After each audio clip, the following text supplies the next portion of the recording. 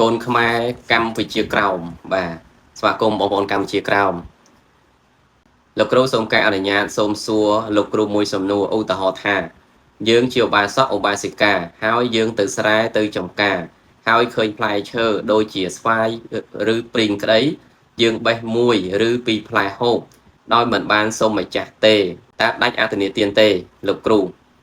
បាទអញ្ចឹងបងចាំស្ដាប់ការវិនិច្ឆ័យណាអញ្ចឹងអតនេទានមានអង្គ5ទី1បរិកហេតាំងហ្នឹងហើយរបស់ហ្នឹងគឺមានម្ចាស់ហូបហើយអញ្ចឹងរបស់នេះមានម្ចាស់ហើយទី2បរិកហេតសញ្ញតាហ្នឹងហើយដឹងថារបស់ហ្នឹងមានម្ចាស់ទៀតអញ្ចឹងជាប់2ហើយទី3ថយចិត្តតាំងចិត្តគិតលួចអញ្ចឹងពេលដែលបងបេះ1បេះ2ហ្នឹងចិត្តបងគិតមិនបើសិនជាក្នុងន័យមួយដូចថាផ្លែឈើទាំងអស់ហ្នឹងណាគឺជារបស់អ្នកចិត្តខាងដែលចិត្តស្និទ្ធឬក៏ជារបស់មិត្តភ័ក្តិដែលចិត្តស្និទ្ធអញ្ចឹងទៅក្នុងន័យដែលបងបេះហ្នឹងគឺចេតនាបងអត់លួចទេគឺថាទោះបីជាម្ចាស់គេនៅហ្នឹងក៏អញបេះអញ្ចឹងដែរអញ្ចឹងដោយគិតថាបេះដោយភាពស្និទ្ធស្នាលមិនមានចិត្តលួចអាហ្នឹងផុតនៅក្នុងអង្គទី3ថយចិត្តតាំង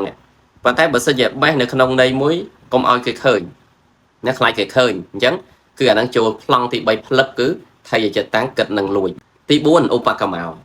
ឧបកម្មោនោះព្យាយាមលួចអញ្ចឹងគឺទី1ហ្នឹងគឺដឹងរបស់ដែលមានម្ចាស់ហួងហែងហើយដឹងហើយចិត្តគិតលួចណាបងគិតលួចអត់ទី4ហ្នឹងគឺព្យាយាមលួចទី5ទេអ្នកហរណាំងគឺលួចបានយកមកហូបចុកផ្លឹប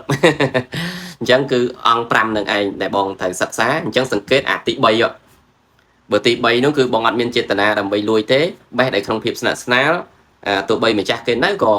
បេះមិននៅក៏បេះមានន័យថាចិត្តរបស់យើងអត់មានចង់លួចអីទេជាចេតនាល្អដោយភាពស្និទ្ធស្នាលអាហ្នឹងគឺរួចនៅក្នុងអាទី3តែបើអត់មានគិតអញ្ចឹងទេបេះបញ្ញាបញ្ញាប់ខ្លាចគេឃើញអីផងអាហ្នឹងត្រូវផ្លឹបនៅក្នុងអថយចិត្តតាំងហ្នឹងបាទអញ្ចឹងអរគុណច្រើនបាទសំណួរតុងស៊ីផលជំរាបសួរលោកគ្រូខ្ញុំមានចងល់មួយសូមសួរលោកគ្រូថាតើប្រសង់និងរបស់បុគ្គលខុសគ្នាយ៉ាងណាសូមលោកគ្រូជួយបកស្រាយបាទឆ្លងមកដូចជាខ្ញុំធ្លាប់បកស្រាយប្រយ័ត្នយករបស់សង្ឃហ្នឹងគឺបងទៅវត្តលឺហើយ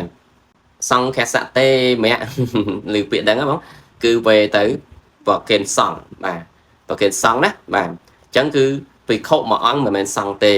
ភិក្ខុមួយអង្គសាមណេរមួយអង្គមិនមែនសង្ឃទេនៅក្នុងវិន័យណាបាទគឺចាប់ពី4អង្គឡើងទៅហៅថាសង្ឃហើយអញ្ចឹងគឺពេលវេចូលសង្ឃគឺទីជារបស់សង្ឃដល់ពេលភិក្ខុសាមណេរឆានអត់បានទេហើយភិក្ខុឬក៏សាមណេរហ្នឹងគេហៅថាបុគ្គលគឺឧទាហរណ៍ថាឥឡូវចង្ហាន់ហ្នឹងខ្ញុំកណាប្រកេនលោកម្ចាស់ខ្ញុំកណាប្រកេនលោកបងខ្ញុំកណារបស់នេះប្រកេនវិគ្គូចាតកាអញ្ចឹងរបស់ហ្នឹងជារបស់បុគ្គលប៉ុន្តែបើសិនជាប្រាប់អាចារ្យថាខ្ញុំវេចង្ហាន់នេះចូលសង្ឃអញ្ចឹងដល់ពេលអាចារ្យវេចូលសង្ឃរបស់ហ្នឹងគឺជារបស់សង្ឃនៅក្នុងវត្តតតែមានផតទេសកៈឬក៏អត់មានទេប្រសង់នៅក្នុងវត្តហ្នឹងគឺអបឡោកដើម្បី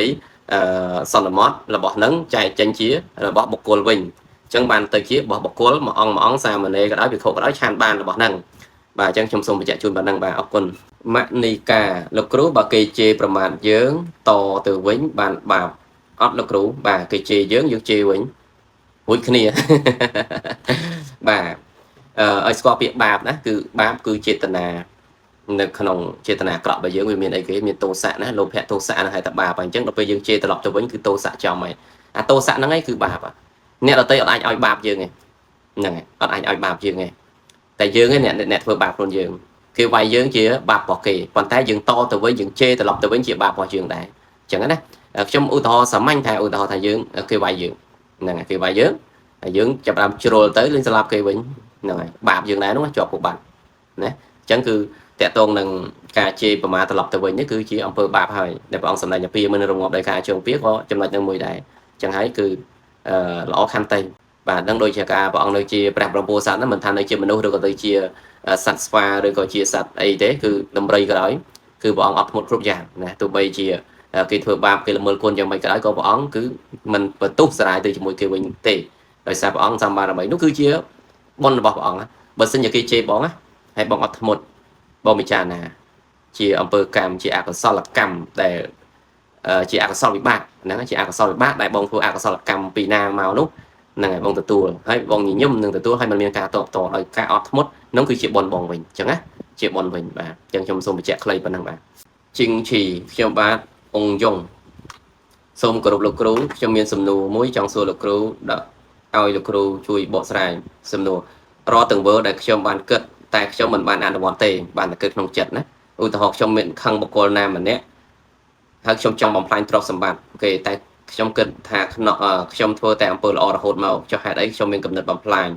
របស់គេទៅវិញវានឹងឲ្យផលបាបមិនខានតែកំណត់បែបហ្នឹងទទួលបានផលបាបដែរទេលោកគ្រូបាទបាបផងបុណ្យផង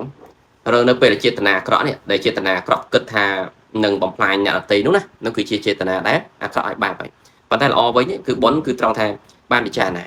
មានសតិរលឹកតន់ណាគឺអាថ្មអញធ្វើបុណ្យកន្លងមកច្រើនហើយតាហេតុអីបានទៅធ្វើអាក្រក់ណាគ្រាន់តែពិចារណាបែបហ្នឹងយើងមិនឈប់នៅសកម្មភាពឈប់នៅចិត្តគិតគុំគួនចងអាឃាតអ្នកដទៃវិញនោះបំផ្លាញអ្នកដទៃគឺជាចិត្តបុណ្យបាត់ហើយបាទអញ្ចឹងគឺនៅពេលដែលយើងមានសតិណាសតិរលឹកដឹងកន្លែងហ្នឹងគឺជារឿងល្អបាទគឺកសលកាត់ឡើងសម្រាប់យើងវិញបាទអញ្ចឹងខ្ញុំឆ្លើយខ្លីប៉ុណ្ណឹងអរគុណ